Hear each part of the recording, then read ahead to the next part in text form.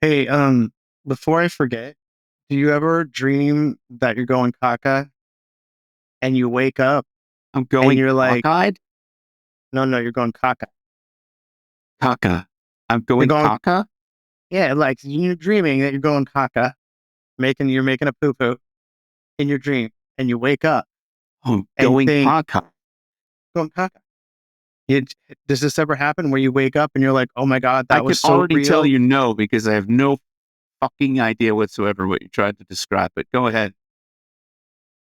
No, where you wake up from dreaming that you're going caca and you think, oh my God, did I just caca in the bed? And you start to you start to feel your butt and start to feel the sheets because you think, oh shit, did I just do that in my dream, but in real life because I was half asleep? But does this ever happen to you? That's never happened to me. Okay, is this the kind of show we want? The kind of material we want for our audience? I mean, Um, I think that it's interesting, right? The differences and the things that we just we venture to ask a select few, but we kind of presuppose that it's not that abnormal. So we decide to ask thinking, yeah, ask a good trusted friend. They'd be like, yeah, of course I've had that dream, but no, I've never had a fucking dream. I don't Come know. on. I don't dream And, about shitting my pants. I'm not worried about it. okay, a wet dream? I actually have never had a wet dream. Yeah, I haven't had a wet dream since I was like, No, never, uh, never, okay, so never. congratulations. I've had maybe one or one and a half, I'd say if that's congratulations to you. I think that sounds great. I mean, a wet dream sounds nice. thank you. I've never had one. I just haven't. Okay. But no, I think the last time I had one, I was maybe, I don't know, 15. You know what I mean? It's probably a Mm-hmm. good 35 years ago. So, Mm-hmm. and then there's a half one in there somewhere. I don't know where. But okay. What is When a half wet dream? What is half I, wet? What do you mean just half? because I think it kind of I'm gonna give you a maybe, and then, congratulations, by the way.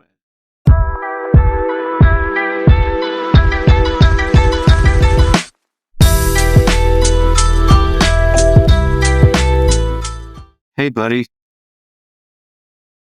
Good to see you. hey, good to see you too. It's good to hear your voice. It's good to see your bitter, pissed off face. Fine. What are we talking about today? It's been 3 weeks. It's been 3 weeks, and you want to know why? Mainly why? It's because, and I mean, you know this, but no one else knows. And see that right there? That little fucking Some week? residual throat tickle. Mm. Yes. 3 weeks I was sick. And I don't know what kind of cooties is going around right now, but it is a strong form of cooties for sure. And 3 weeks is probably one of the longest times I've ever been sick in my life. Like, Do you think and you I'm had the still flu, not over it. David? I mean, Kilo. Yeah. I mean, I've had the flu before, and this was just more like, the thing is too is that I wasn't like deathly ill, like oh my god, I can't move and I'm sweating and I'm this and that. No It was point. just lingered for no point. I lost my taste and I lost my smell, all sense of Oh, well, that's both of go. those. Yeah, and so I didn't even bother testing because I'm like, well, what's the point now, right? I mean, Yeah, cooties are yeah, yeah. cooties.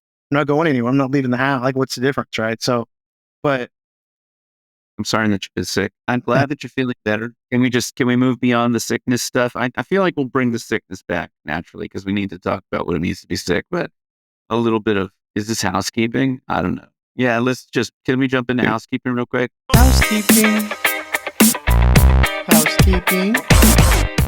We got to mention subscriber count. We're at 1,530.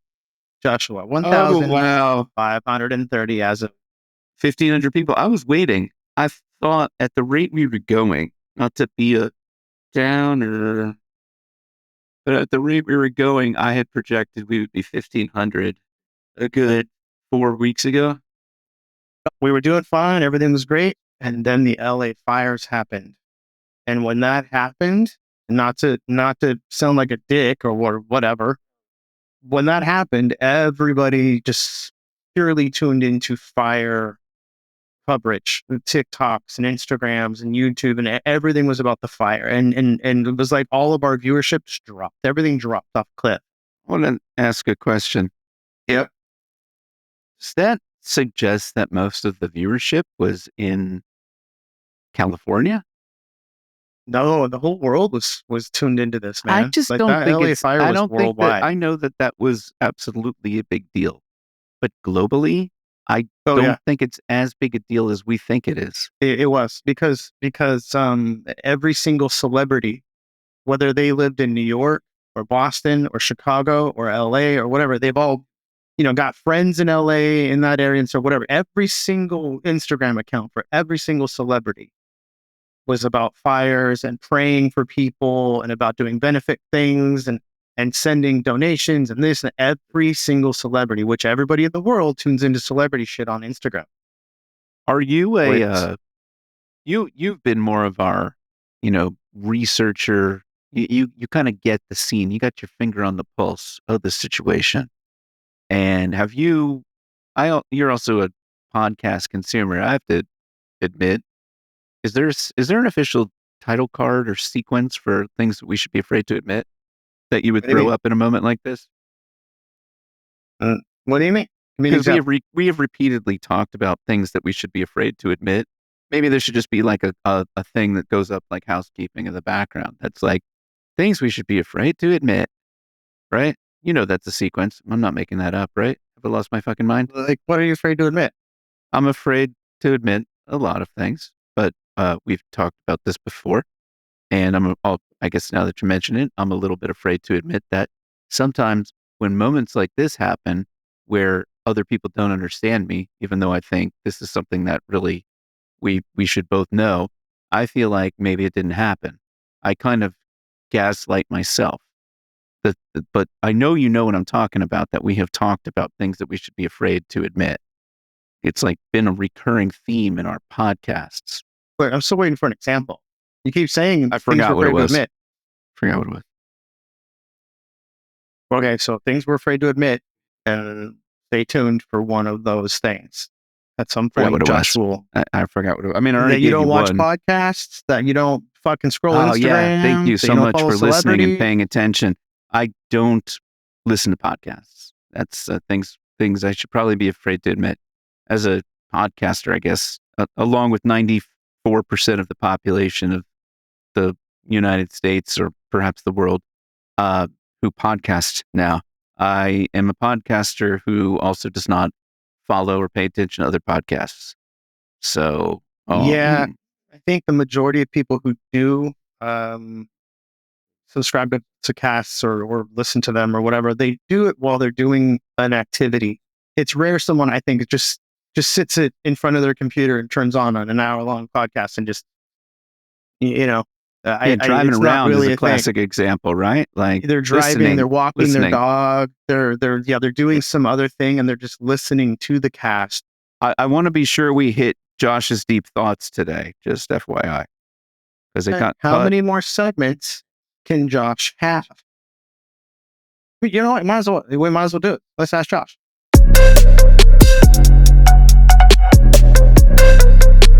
Let's ask Josh. I got one. Oh. I got one saved up. Shit. Okay, you already got it Yeah. sussed out. Okay, I mean, I've been thinking about this for a few weeks. I know. I'm just wondering, like, what does a man like David do when he's down and out? He must be a crazy man. Like there must be things spinning like a windmill, spinning a windmill. Yeah. You know? Sometimes I feel like my brain is working at such a capacity, like I feel like I have blood running out of my nose. You know what I mean? Like you watch like a show where somebody's like, oh, right, and then they're thinking so hard, like, Stranger Things, like the little girl from Stranger Things. Or did you ever watch Firestarter with Drew Barrymore, right? With Drew Barrymore's little girl, No, I and the never dad saw would be it. like, he'd be like doing that, and then he'd be like controlling people, like, oh, you're blind or whatever, and then he'd get blood coming out. I never knew the premise of that, but the Stranger Things, I get that reference more. Although I knew Drew Barrymore from Firestarter because I could see it. It was iconic enough, but I never actually watched it. Anyway, you're a man who thinks a lot, got a lot of brain power. you bill yourself as not scientific, but that's not to say you're not intellectually prowessed. Is prowess the word? I can Google things. No, you're a smart guy.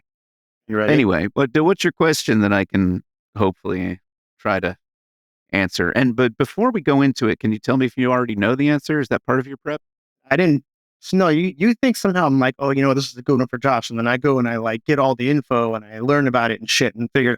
But no, if you That go might back be and look part at of a show prep, yes, but no, not but if for you us. look at the segments when the sky is blue thing, I was wrong. The pink mold thing, I was wrong. I don't look up these answers. This one I do know though. This one I know. Okay. Ready? Okay. Good. Yeah. How does soap work? How does soap work? Okay. You're washing your hands. You use soap Yeah. to kill viruses and bacteria and things like. How does it work? Oh, well, I'm going to correct you there immediately from the outset.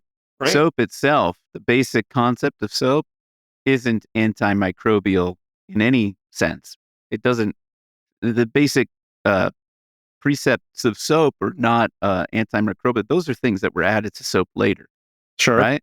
The way that soap works, so let's take the antimicrobial thing out, because I don't know what kind of antibiotics are in soap, but the basic premise is that soap is a two-ended molecule, right? It's a long chain molecule, and at one end of the molecule, there is something that is more hydrophilic, meaning water-loving, and then at the other end of the molecule is something more hydrophobic, meaning water-fearing, which is more your fats, and that's where your dirt is, right? So you have this molecule that likes the water and this molecule that at the other end likes the dirt. And so when you use it, it is picking up the dirt and it's getting rinsed away with the water because it's got dual properties. At one end, it's getting tagged with the water to flush it out, and at the other end, it's getting tagged and picking up all the dirt. That's the beauty of soap. Does that answer your question? You're such a fucking dork. I love it. I like how I answer these and I get insulted for it, but yes, that is the nature of soap. Yes, beautiful. I did know. I learned about the two ends, if you will, later. I always learned when I was a kid that and you could say microbial and all this shit, but I always learned that like viruses, they're surrounded by a layer of fat. That's how they survive, because they're surrounded by a layer of fat, and the soap technically breaks down that layer of fat, and when they're exposed and that layer of fat is gone, the virus dies. That is not correct. Water. So hot water, like when you wash, you don't even need soap, and you can wash your hands in scalding hot water, which will then still kill bacteria and shit, right? Because it's breaking down that fatty layer around the thing protecting it. That's what I learned as a kid, and it's what I always remembered as a kid, or at least I thought of it that way. Like, okay, I'm breaking down their little barrier and their little circle of like protection, right? And it's once it's destroyed, they can't survive. That's what I thought as a kid. Then I learned your dorky. Which wouldn't be, but like this is a thing when you're learning stuff. People give you an overly simplified reason to kind of get you to buy in, and this applies to everything. It also applies to propaganda, and that's where sometimes people are like, "Oh, science is basically a form of." Yeah, science is a form of propaganda because it can look and feel like it. It's like, oh, there's a weird thing I didn't know. But propaganda being what it is, you gave an example there of like, oh, I learned it because it would kill the viruses. Maybe you just meant viruses as a stand-in for any junk. Germs. Yeah, or germs. Whatever. Yeah, germs, right? Germs, right? But yeah, no, that I wouldn't say that the hot, because think about the level of hot that you would need to actually exterminate something, right? Melt like your skin. Sterilize something. Yeah, it wouldn't. Yeah. That's not the thing that's probably doing it. And think about the level of hot that you can tolerate on your hands, right? Like that's not really the thing, but it doesn't matter. You had a thought that helped you believe in the principle, and so you then engaged it. It had to be proven to you at some level that this is why I ought to do this, whether it was true or not. And then it was a good thing. Like I hope although I'll say, I was going to say, I hope we're at the point where we all agree it's a good idea to wash your hands, but I'm no longer taking that for granted. Like we're now at a point where people are licking toilet seats to prove a point that it's good for their immune systems. And I am just like, I know that's probably sorry to even posit that thought in your brain. But there are YouTube videos of people licking toilet seats Public to toilet prove seats. I'm not sure what, that they didn't die or that there would like, okay, so if you lick a toilet seat and you don't die, does that mean that licking toilet seats is a good idea? No, dummy, it doesn't.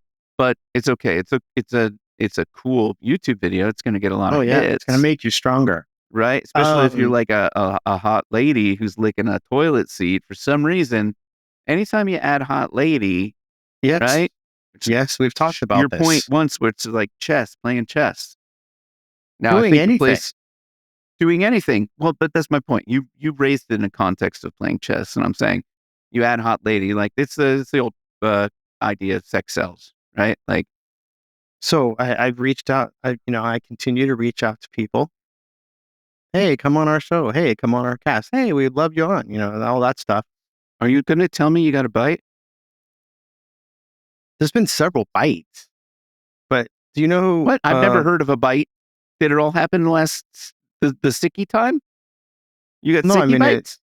for got little bites here and there, but nothing manifests. So do you know who Melissa Villasenor is? No, I don't.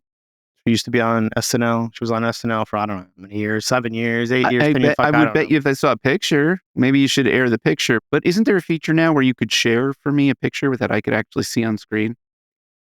Okay. Oh, I'm seeing the picture, and I thought for sure I'd be like, I know this person, but I don't. I don't know this person. Really? All right. So I do not. But I don't watch television very much. I haven't watched SNL.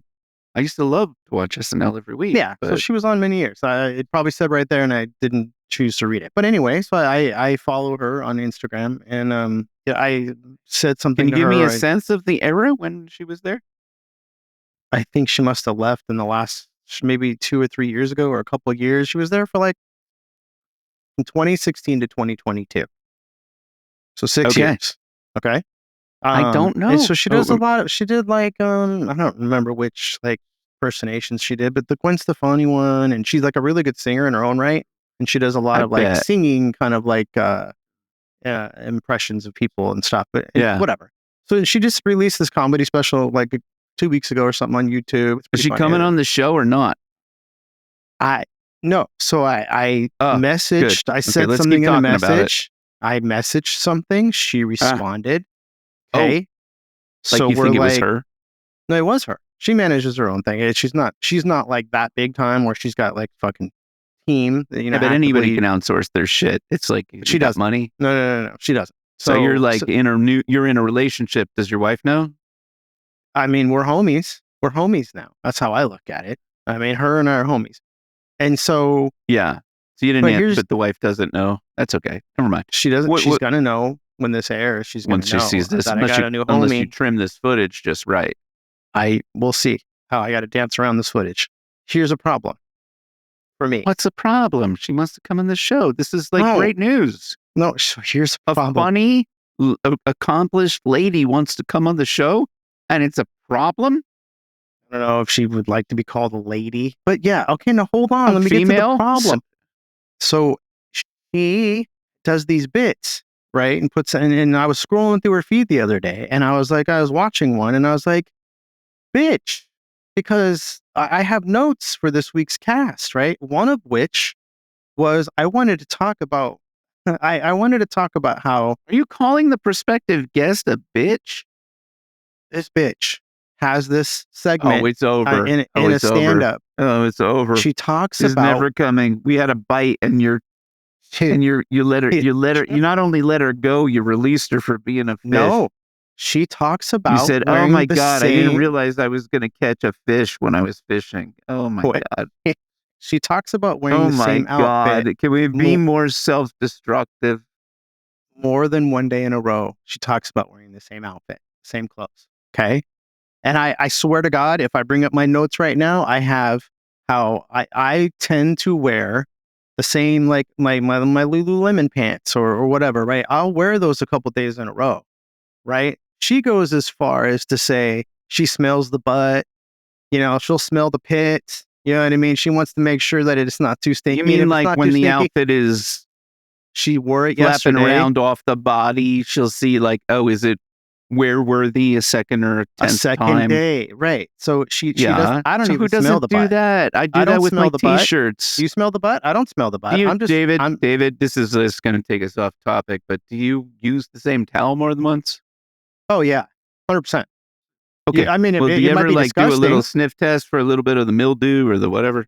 Oh yeah. I mean, so Okay, so I how mean- is that any different? Why are we attacking this wonderful woman? no, I'm not attacking her. I do the same But you thing. said this bitch. Is she coming on the Right. show or not? Because What's my happening? point is, I was like, oh shit, I got some notes. I wanted to talk about wearing the same outfit. Then I go scrolling through someone's shit and I see a bit, and I'm like, oh, this bitch, she's doing the same thing I wanted to talk about, right? Which throws me off my game. Okay, Who's one. the bitch though? Another Her. host? So then, okay, no, I keep scrolling. You And I don't get think she's to- got more to offer? I bet this. She's a it smart. has nothing to do she's with a her smart not coming person. on. No, you know no, how this you is know my comedians are material. smart, David. They're smart. Like there's so much to talk about. No, this is my material, not her. She's already done it. And it's like, oh man, no, I can't do it. That's my point. I'm not saying she can't come on because she's only got sniff the butt and the pits material and then it's already tapped out. No, I'm not saying that. I'm saying I see that and I'm like, oh god damn it, I wanted to do that. I wanted to talk about that. And now I feel like I can't because it's already been done. Even though no matter what we're going to talk about, it's already been done. We've talked about Sarah I want to Silverman tell you something. already I wanna doing all tell you this something. shit that we're going to talk about anyway, right? Sarah. I want to talk to you for a minute. Okay. There is no audience. Yeah. Just want to talk to you one on one. A little bit of you and me. You look time, good, by the way. you know. Your hair. Little- Don't fuck with your shit right now. Don't go Thank you so running. much. Looks good. Thank you so much. right. A little bit of you and me time right now. Okay. I think that this is kind of pervading a general sense of what you want or think you want. That, and I've had it too, that if you don't have the most original, unique idea, it's shit, flush it down the toilet. No. There are companies that have made their fortunes, and I'm not also trying to, I want to say, I'm not trying to say, hey, if it doesn't make a shit ton of money, it's not worth it. But the point is, there's an interest. Yeah. People aren't spending their dollars if they don't have an interest. You don't need to have the most original idea. You can let it go. The fact is, not everybody's seeing the same thing either. Just let it happen. I agree. What happened? Did when you were are you still homies? Yeah, we're still no, but I keep scrolling and then I get to another segment, Josh.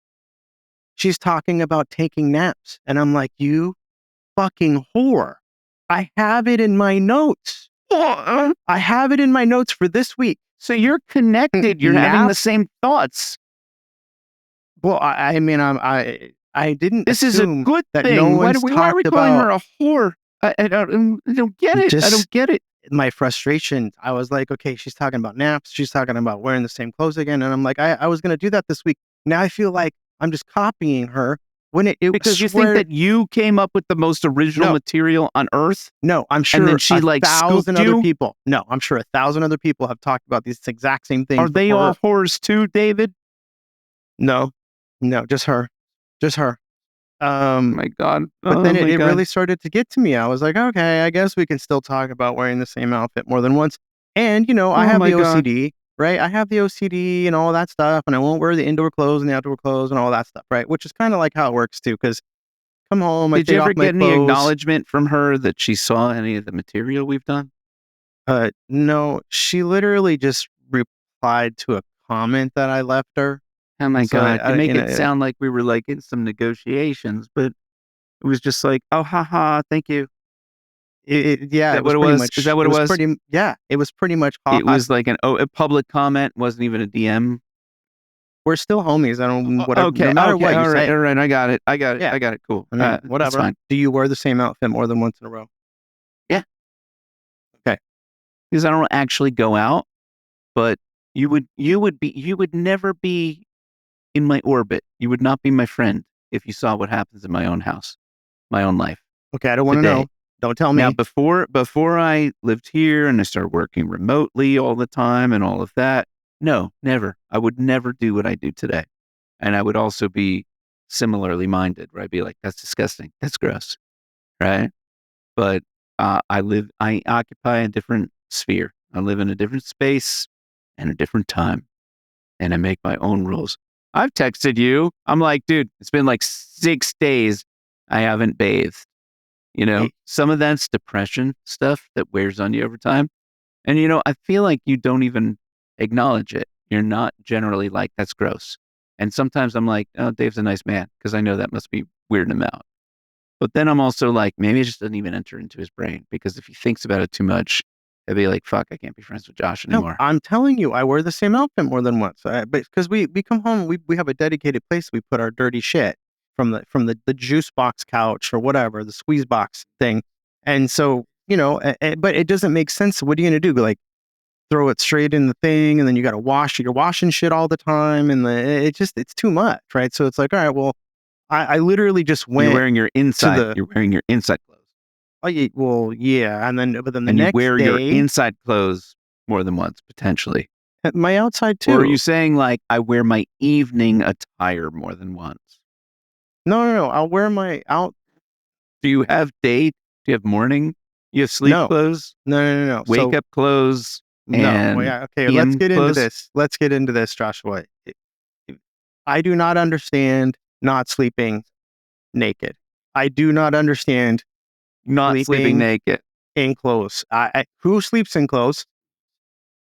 I mean, I to me, I sleep in just boxers. That's it. Even that, it's just things are getting bunched up. You go straight full on naked to sleep? Oh, yeah, it's there is something about being full blown naked that is a little uncomfortable to me for it's the sleeping most comfortable. stance. Most comfortable. But let's I'm remember, not knocking what you're saying. Just for my own body, I want to flop around, but I don't want to flop around that much. Okay, but see, I don't have kids, so there's no like danger of like this a kid coming and jumping in bed. Yeah, no, you're right. You're right. But pre-kids, I feel like I didn't want to flop around that much. How much flopping? Wait, flopping around is fine in bed. But there's flopping in bed. Oh, okay. I just feel like, I don't know, there's a little bit of extra cushioning. Like you can roll over and it's like the penis gets tucked under the leg as you're moving, you know? Because of the panties. That's what I'm saying. I don't want that bunchy the penis, like I don't want the penis getting tucked under the leg. The cushioning, the cushioning of the junk protection from the panties that you wear. I feel like it keeps things tucked in, just nicely tucked in. Yeah. But if total free balling, I don't know. Maybe I have a loose scrotum or something. But I got the panties right there. Loose scrotum ready should to be go. A very offensive. No, I mean, not offensive, but just make you uncomfortable. We've talked about how my cat throws up in the middle of the night all the time, right? And I'm ready to spring into action to go, like, make sure he's not doing it on the carpet or the couch or whatever. And so I got the chonies right there on the side. They're right there at the side of the bed. So the chonies go on first thing. That way I'm not just walking around the house with some windows potentially open and all the lights coming on, and here I am just, like, so I have like an emergency chonies, like the chonies are there. Yeah. Should you have to exit the bed space? Yes. You gotta don the chonies so that you can go take care of the cat pukey. Yes. So I'll give you a pass for your panties. That's acceptable. You got your panties on in bed. That's acceptable. Just down to panties. I don't want pajamas. Who's wearing full my wife flannels? And a lot of people. I don't know. I don't know. I get hot, so I don't want any of that. I don't want any of that. I control my heat with the blanket rather than I got a layer of clothes that I'm sweating on. I don't want an extra layer. I don't get an extra. But it makes sense to me that you might be a chap who would like the PJs, because that takes the dirty, puts it in the clothes, and not into the bed, not into the sheets, not into the comforter. No. But we're washing our sheets like every week. We're washing them things. Okay. Now, let's talk about naps, Josh, because I'm a man who's not afraid. I am not afraid. My nap game I am not ashamed of my nap game. I'll tell you that right now. Okay. I'm not talking about like, during the week, during work and hours and stuff like that. No. On a Saturday, 2 o'clock rolls around and it's like my brain starts to feel like it's pressing up against my skull because I'm either playing chess or I'm doing like math or something, right? Or whatever it is. My brain is starting to feel like it's almost like okay, it's too much. I need to Too much nap sounds scholastic good. achievement. Yeah, Yeah. I And understand. so I'll Yeah. I'll go lay down on the bed for 20, 30 minutes, 40 minutes, and it's the greatest feeling ever. She has Yeah. the bit about this where it's like, oh yeah, 2.5 hours, you might have depression or whatever. And it's like, yeah, okay. I can see when people are sleeping for many hours, taking a nap, or whatever, there's something else going on there. But for me, 20, 30 minutes, 40 minutes, if I can grab that on a I like Saturday or this something, lady. Sunday, What's her name again? Melissa Villasenor. She's great. She's funny. She's hilarious. Melissa Villasenor. Yeah. Can we please still get her on and just scrap this entire episode? I'm going to Like get her on. 80% of this episode? I'm and just going to have get her her come on? She's only like 37, but whatever. That's fine. That's fine. Right. I would like, she transcends the depressed, non-depressed crowd and the successful, non-successful, and the productive, non-productive. I like this. These are multiple axes that I would like to explore. Thank you very Yeah. much. Okay. Make it happen. I'll get her. I'm going to get her. Okay. I'm going to get her. Great. Do you ever take naps? Like all things, I can't give you a straight answer on this, like a clean cut. There was a period of time where I was so depressed that I had to nap. My survival depended on napping. I couldn't make it through the day without napping. But by and large, no. The answer would be no. Because once I fall asleep, that is like a coma. I don't just wake up from a nap readily. So once I fall asleep, that's like it's almost like a mini death. And I think there are cultures that actually reference sleep as like a mini death, the little death. What I don't know if that's cultures? real or if I just make that up. I Yeah, don't know. you're making that up. I'll Google it later. Okay. But I think that in the culture of Josh, me refer to it as the mini death. Yeah. When you go to sleep and it's like, it is so hard to wake up once you disconnect from wakefulness that it is not worth the nap because you will wake up so sickly tired, right? That it's like you preserve that until the end of the night and then you go to sleep because it is so hard to get this engine, this flywheel cranking again. It takes so much to get going again once you wake that you don't want to have many wakeful episodes in the day.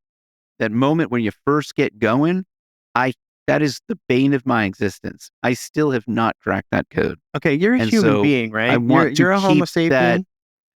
sapien. I'm not entirely certain of that, but yeah, I think genetically I would probably be provably shown to be Homo sapien. Yeah. Okay, so how are you different than everybody else on the fucking planet? When you say these things, There's I'm all always like, kinds of well, differences. what makes I you think so that a different? lot. I don't want it to sound like it's not something that I feel like I'm generating I want to be special, so I create all these things that are unique to me, right? Mm-hmm. But I could see where that might be like the belief, right? People are like, I've had that feedback too. They're like, you're no different. You just conjure these things so that you feel like a special person. I was But curious. It's interesting that it runs in my family. I think that it's much more a byproduct of pretty consistent childhood trauma. But I would bet you that if I took like whatever, if there is a survey or a questionnaire for chronic fatigue, that it would show that I have chronic fatigue. And I have another friend who also happens to have been he's an adult, right? We're both adults, but he was a child of a mother with borderline personality disorder, a single mother with borderline personality disorder. He has almost exactly the same shit. And I have met many people that fall into this domain that it's really hard to relay because being the borderline personality disorder isn't as common. It isn't super common. It's not super well understood. You may not even know what I'm talking about when I say I this. do. But the nature of borderline personality disorder and what it means for kids that are raised, especially under a single parent with borderline personality disorder, it is really intense and it leaves a mark. So like once I left my house, right, where I lived under my mom's roof, hey, I made it. I fucking did it. That was like at some point that became my goal and my like proof of life that I made it out and I beat this thing. And I had a genuine belief that I got out unscathed because on paper, I was doing great. I was in a difficult to get into, program for college, completely out of state. Like I'd gone across the country to be in school and I was like kind of living the dream, right? But then once I got out of the constant chaos mode of the inner home turmoil that comes with that kind of stuff, I started to suffer my own like ailments. And a lot of that was I couldn't get up for class. I couldn't go. If I ever signed up for a class that was like, you got to be there at 8 in the morning, fuck it. I never got there. Like 9 times out of 10, I couldn't even make it there because I cannot wake up in the morning. And that's been the same from being 18 to 38 to 48 now, basically, right? Like it's like a chronic condition. And I don't know what that is. I hear people that are like, no, nobody likes to wake up in the morning. But when I do wake up, I have a sense that like, life's pretty okay. But isn't this gotten worse? I mean, when I first met you, you weren't like this.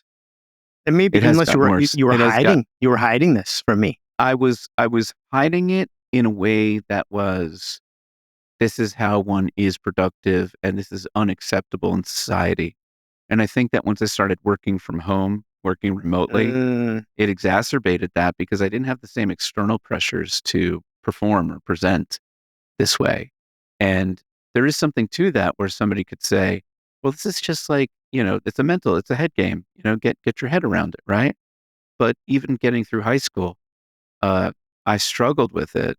Right. But then I got to college where you kind of relax. Like some people aren't exactly taking attendance in the morning when you go to a lecture hall of 500 students. Right. But I got called into the principal's office, like probably my senior year of high school. They were like, Josh, you have been tardy 65 times this year. There's only 180 school days in the year. That counts as enough to be like, hey, you might not graduate if you don't fucking get your shit together. You were tardy So for the party. I was tardy for the party Yeah. basically every day, but it's the same fundamental phenomenon. It is so hard to do this, or it feels so hard to do this the day to day. When you go to sleep, you get to relax and let it all go. And when you wake up in the morning, it's like, Jesus Christ, I have to do this again. And what hell awaits me? Right. And I lived in a very dysfunctional situation growing up. And it wasn't always that actual hell, but it could be. It could be that hell. But by and large, it wasn't that I woke up to like the world on fire. I almost every day that I woke up, there was nobody else awake. I was the first one awake in my house. My mom was asleep. My younger sisters were asleep. I was the first one up. And then I might be getting other people potentially ready to go off to school. But I was like, I still got myself up and all that. But it was, what is the new day going to bring? And it's not like you woke up to a fire, but you knew a fire was just as likely to erupt that day as any other day. So when you're asleep, you don't have to care. You're in bed, you're asleep. But It's like your job again, to sleep. how is this different from millions of other people that have the similar situation and they can't wait to get up to go to class to get out of that, or they're excited about what they're studying, right? And they don't want to be late for that or whatever it is. Yeah. So you're saying that, and it's like, well, great. There's a lot of other people who are of the same thing, and they're like, not Yeah. tardy for the They party. want to escape. They want to escape Right. they want to transpose themselves to a place that isn't as intense or miserable, right? Yeah. Right. I don't know. I think that in some ways there are types of abuse that are like so overtly bad that it is like, okay, clearly I don't want to stay in the room that's on fire.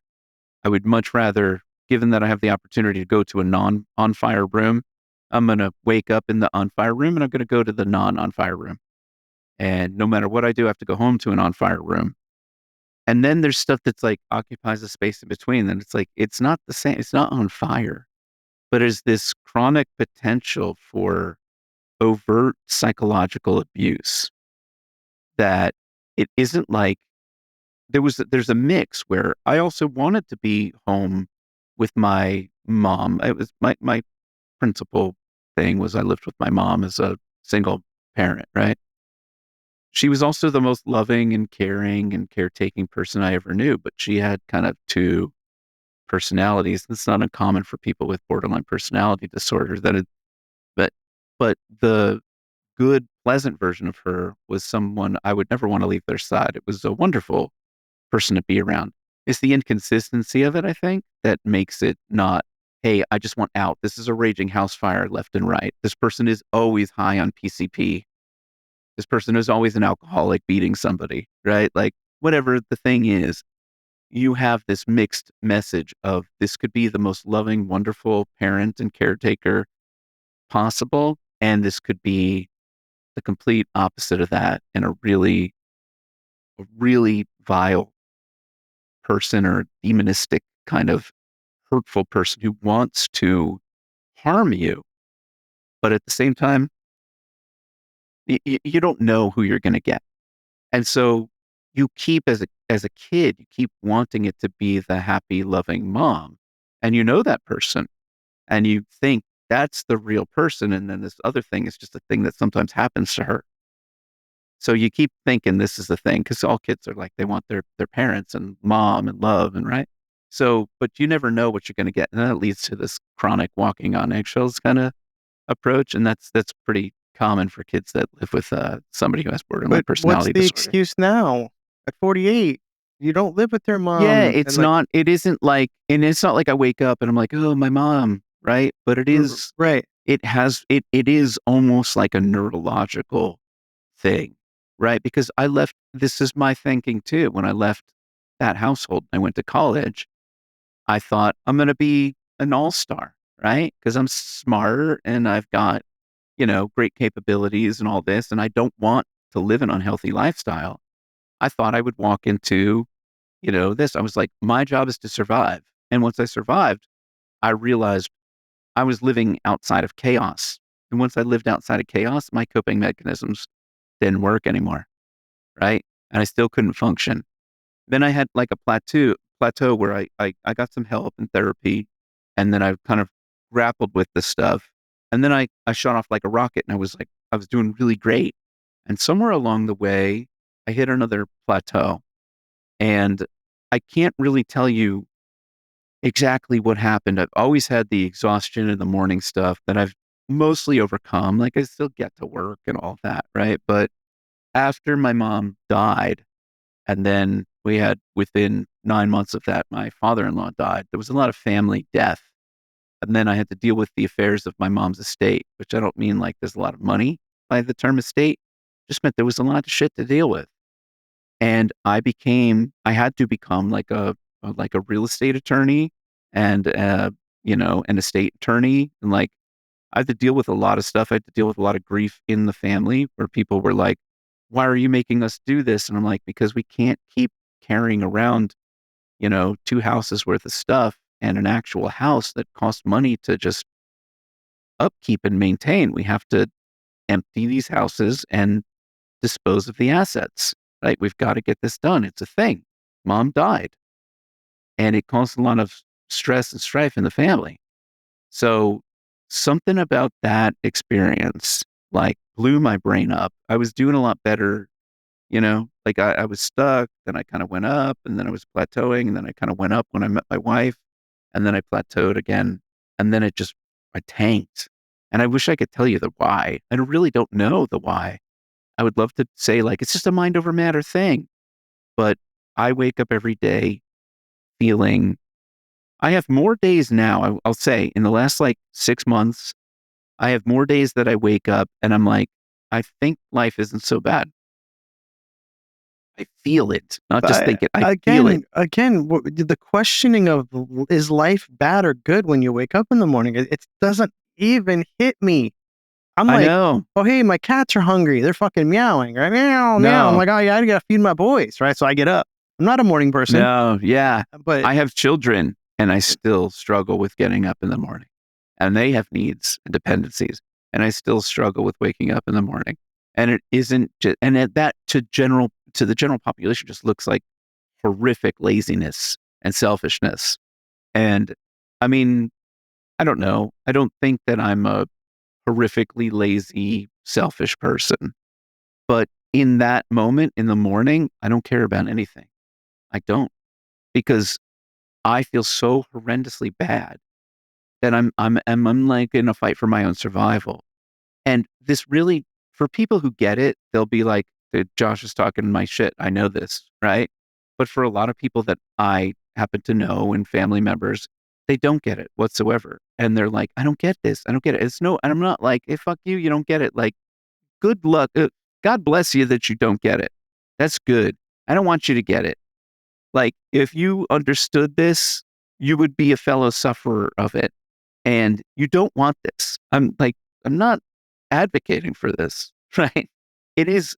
But when I look at people who seem to be able-bodied in this sense of like, I wake up and I don't even worry about the existential crisis that is fucking being awake and conscious, then I'm like, okay, that is like a superpower. If I had that and I could transplant that way of thinking and that mode to my brain, I feel like I would be able to function so much better. Like that is like a superhuman capability to me because it's been offline for so long. And I've done therapy, all kinds of different types of therapy, and it still doesn't come back. Medications still doesn't come back. So this is like, I have a form of endogenous depression that just doesn't seem to, it's not going away. Right. I mean, I've tried many times and I know everybody's tired when they wake up in the morning and nobody wants to get out of a nice, comfortable bed. But I promise you, this is not the same fucking thing, you know? And imagine if, I don't know, like when you were sick or you felt like you had the flu, this is like a mental flu, like almost every fucking day, like mental flu, it's like a real thing. And a lot of people with depression will make their way out of it, right? After maybe 3 months, 6 months, a year. But there are certain people that have treatment resistant depression, and then people who just have endogenous or what they call existential depression. It would be if you were like trying to, you're on another planet and you're trying to reestablish contact with Earth because you're a stranded astronaut. You're trying to get your equipment to tune into being able to transmit a message back to Earth, right? And like you're putting all your effort into getting back home, all the effort. Okay, finally I made contact. Somebody responded to me, Okay, don't get mad at me. Don't get mad at me. But what I hear, you have a ton of answers and analogies and shit for very few fucking questions. It seems you got 100 answers for the same 3 questions. I don't understand. You have all these, think about it this way, and a mental flu. Think about it this way, you're on another planet and you're trying to contact Earth. Think about it this way. I'm trying to communicate it. What the fuck? I'm trying to communicate it. These aren't things that I think about for myself day to day. I already understand it. But I found that a lot of people I interact with don't understand it. So I try to come up with these analogies to try to relate to people. But that's not me trying to myself come up with all the solutions, right? That's more about what happens when I try to engage with other people who just very clearly don't get it. And I try to put it in terms that maybe they would understand. Yeah, but this is still bouncing around in your head. Because like routinely the house is on fire, or my fucking family's going to be sick, or it's like all these things are bouncing around in your head, and you have all these different analogies and things, and I'm just like, okay, but it's still, we're just talking about waking up from a nap. You know what I mean? You have 100 different answers for one question. Does that make sense? But it does. It does. But part of why I have all the answers is because I have tried to explain this to a lot of people over years. And I find that this person is like, but what about that? But what about that? But that doesn't make sense to me. So I've kind of prepared myself with analogies that I feel like could maybe put it into relatable terms. Yeah. But before I even bothered trying to explain to people, I wasn't sitting there coming up with how would I explain this to somebody? Let me think of 52 ways to relay it to people. This is years of being like this and then trying to explain it to people who don't understand it, that I have tried to come up with what might be simple analogies. The fact that you don't have to do the mental work to ever think about this, right? is what I'm trying to express when I say it's like a superpower that you just kind of wake up, you deal with the discomfort, and you just wake up and you go, right? Like you Yeah. don't ever have to think about it. But for people that are depressed, it is like you wake up and then you're trying to get out of bed and you have a huge fish net behind you that goes out of your bed, across the room, down the stairs, out the front door, and it's picking up all kinds of shit every time you try to make a move. Again, another analogy. Do you But see I what I'm mean, I'm just saying? coming up with it right now. This is just me on the fly trying to explain things. When I think about I got to go make coffee, I don't think about I have to go make coffee for myself, which is a thing I love. I love coffee. Of course, I'm going to make coffee, Well, right? I love it. Yeah. I think of making coffee as a 32-step process. It isn't just make the coffee, drink the coffee. Yay, I feel better. I'll feel better when I drink the coffee. I do think I want the coffee because I will feel better, but the work that goes into making the coffee feels like 32 deconstructed steps. I have to get downstairs. I Yeah, have to go to you'll I cook have a to go fat to the meal. cabinet. I have to go get the cup out of the cupboard. I have to then go get the creamer out of the refrigerator, the milk. I got to figure out I got to heat it up. I got to brew the coffee. I got to do the thing. And then it's like 32 steps later, I'm on my way to fucking drinking coffee. This is also, I think it's probably more to do with neurodivergence, right?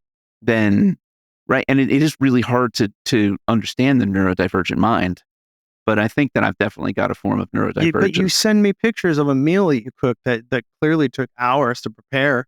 And that didn't get you all frustrated and down and like, oh my God, I got 100 steps to make this fucking crab leg feast thing, whatever pictures you send me. Yeah. What's the difference? That's an interesting point.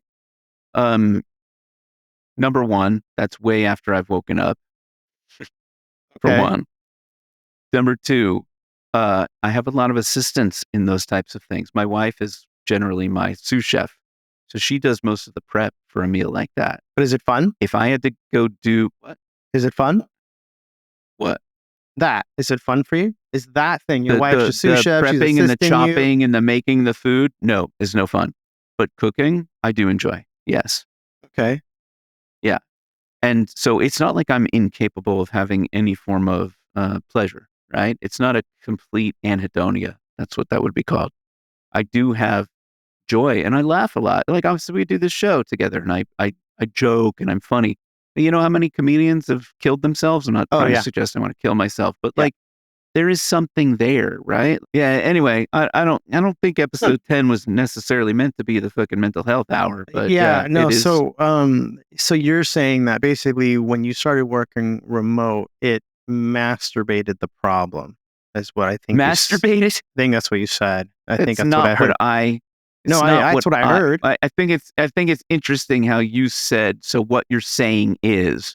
Yeah. And then you used it masturbated, which I masturbated never would have used in that type of kind.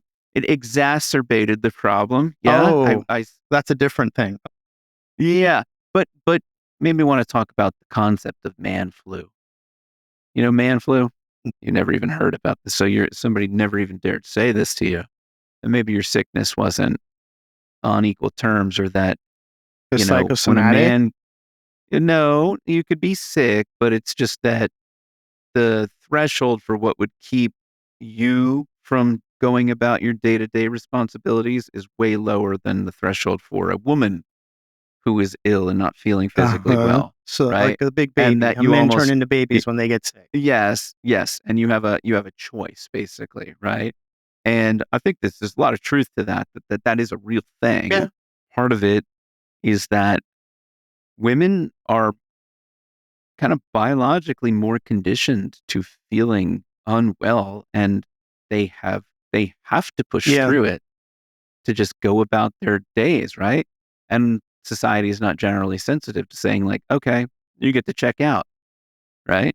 So in order to push through it and continue to be present, they have to push through stuff. And a lot of there's kind of a not guaranteed because not everybody has the same response to having like a monthly cycle or the discomfort from having a period or PMS, right? But people generally like that is miserable. Can you imagine like every month going through that? No. And it's just a guaranteed every month. right? Like I don't, and that is, it's kind of like, it's a privilege in a sense that I don't have to experience that. I don't get used to that. But if you have to weather something like that and pushing through and feeling physically uncomfortable, and not every woman is the same, has got the same level of physical discomfort, but there's a big range there. People can feel absolutely sick and miserable and they still have to push through. They got to go to school. Can't say like, oh, I can't go to class today because I have my period. I can't go to work today because I have my period. So they're forced to push through that. And I think men do not have that type of exposure in their day-to-day Yeah, existence. you can't So roll when- over in bed without rolling on your big giant penis, apparently. I mean, it's just, right? So Just you saying, have I that. don't like it to get tucked under. I like the You're little barrier right. of So some underwear there. My okay? wife, yeah, because she pushes through. She's not like, oh, like, honey, take care of me. I'm more like, Right. yeah, you know, I mean, I'm sitting on the Yeah, couch I and can't it's like, I function. can't move. Can you Right. bring me something? Yeah, I'm that. Yeah, She's not that. And women are just like, you know, through their grace, you know, radically tolerant of the bullshit, right? When they're like, okay, yeah, I see you're sick. That's cute. Yeah. But they don't make us feel that way in No, general. she takes care of me. Even But when I'm that's where doing the that. term man flu and stuff comes from. It's like, you know, but like, now why is that a thing, right? When you're riding a bike, does your big fat penis get in the way? No, but it hurts. I have a lot of I've like actually bled when I peed after Oh, not being on the bike for a long time. what? It gets up in there and I think it's like pushing on like the prostate. It's pushing on all the junk and stuff, and it's like it hurting me in my gully works down there. Like it gets bad. Yeah, you know. Then I had to get a fat seat, like a fat tire seat. But then when I got the fat tire seat, it felt really bad because then the balls were pressed into service, and it was like, oh my god! Now the balls, the testicles, my own testicles, were sitting on the on the fucking edge of the fat bike seat, so that I didn't have fucking blood coming from my prostate. So then then the balls were up there, and I was like, oh my god, this hurts. It was like when I was a kid and I had to go from wearing like tighty whities to boxers, because I guess that's what cool people do. Still bleeding over here. And then, you know, it hurt so bad I couldn't run in gym class. When I transitioned to boxers, hurt so fucking bad. You didn't have this? Nobody knows? There's people out there that know what I'm talking about. And I'm with you, my friend. Because your big fat dingling is knocking around? I'm more about the big fat testicles. And I don't think they're that big. It's just that maybe I have a heightened sensitivity to my own, my testicles. Like they always hurt. I'm always aware of them. This is why my you know, it's like my wife wants me to get a vasectomy, of course, because she doesn't want to bear any more offspring of mine. You know, not that our kids aren't great, but she just doesn't want any more to do with me after these two. So, you know, it's like, get a vasectomy. And I'm like, you don't understand. This isn't just like a snip, snip. Like I have always had I have a hyper awareness of my body. I'm a man who doesn't get knots, but I'm terribly sensitive to things. And my balls, David, you're going to go get a vasectomy. Did you already get one?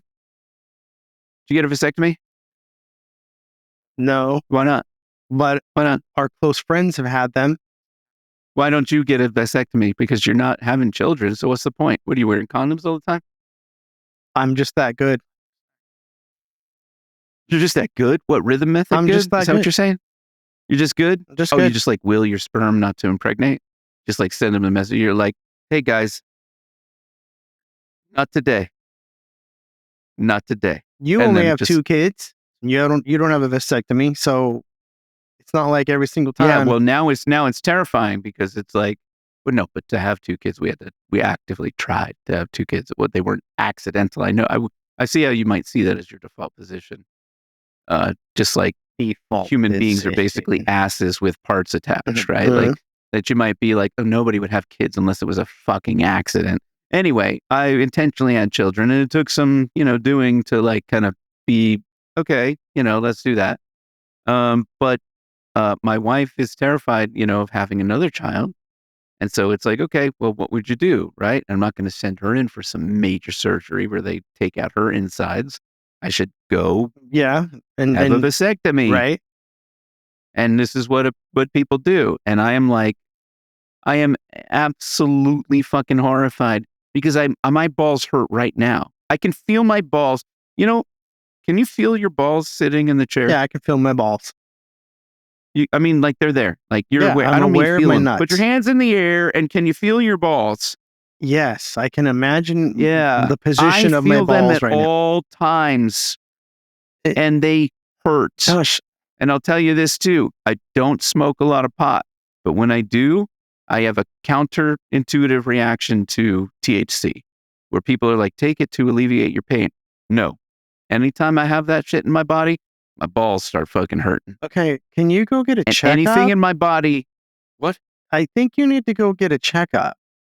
This is concerning. I've been checked. A cough? Like look away and cough and No, I'm going to tell you something else. I have other things in my body that I feel that most humans are not supposed to feel. I have been diagnosed with, get this, visceral hypersensitivity syndrome. you're just making shit I'm up not- now. You're just I making am shit not up. making shit up. This came from a medical professional. You can feel your butthole right now? Visceral. You can feel your butthole right now. Yes. Yes. Lucky. Not the inside, not like deep inside of Lucky. it, but yeah. I can feel my butthole. Yes. If I think about it, if I send my energy there, I can think about it. Okay. Yeah, I feel it. I feel it. Your big toe. It feels hot. Your big toe on your right foot.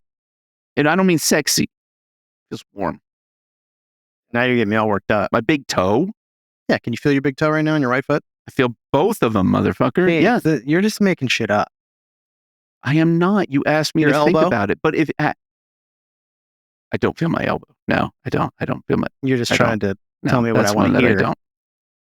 No, I really don't feel my elbow. I mean, I'm sitting now with my elbow on the table, so now I can your feel big it, fat but penis generally no. and your big fat balls, your big fat penis and balls are a burden. They're a complete I burden don't to think you. that my big fat penis is, I think I'm much more of a grower than a Shower. shower. Mhm. Yeah. So it's not like I'm walking around with like huge junk and I'm like, oh my God, the fucking burden. But like I am aware of my balls like all the time. And they don't have to be big for that. That's just that I feel them. You're doing great. You've learned a lot. Here we are, episode 10. Look how much you've learned. And I'm Look how very much you happy. picked It's been up. very fun. 10 episodes. You're doing a great job. I'm glad you're feeling better. doesn't I'm feel glad like you work, conquered though. the illness. Doesn't feel like work, Joshua. This has been Doesn't fun. feel like work. We just. However, you do all the editing. That has got to feel like work. I Come mean, on, you're being there's some sweet, work but there. So, 10 episodes, and I'm still happy, and I'm still motivated, and I'm still excited to do these and talk to you. So, you want to stay married to me? Yes. I love this. Thank you. Thank you for renewing our vows. I think, namaste. Every 10 episodes, we should namaste one every 10 episodes. Okay. So I can't once we wait get to 20. until we get to 2,000 subscribers, because I still got those fucking balloons kicking it in my spare bathroom tub. Did you buy an extra 2? I need because I you just need to go thought get you the were, 2. you were that I can reuse the zeros. okay. Yeah. You weren't that ambitious at the time that you were like, I'm buying a 1, I might as well buy a 2. No, but I got the because it's gonna be, zeros, like and- next And week. they're still in there, inflated. They're still You got in the there. zeros. Yeah. Let's not let it go too long next time. No, it won't. But if you were to be sick, I would cradle you in my thoughts. Thank And you. when I sit, I can feel my balls right now as I'm sitting in this chair. It's uncomfortable. It's because It they doesn't got feel good. fucking hair all over them. We can talk about that next It's not time. the hair is not can sucking talk up, about pushing a lot of the volume. fur It- on your No, nuts. please let's next not time. talk about the fur. The fur is not pushing the volume up. It's just that they're there and I can feel it. That said, the way that this chair is cradling my Furry nuts. sack, I would love to let you know that I cradle you, and if you're sick, I would cradle you in my nut hair and just Thank you. And with that, we are out. I can't do it. Oh, all right. Okay. Talk to you next week. All right. I love See you. you. Love you. Talk to you Bye. later. Okay. Bye.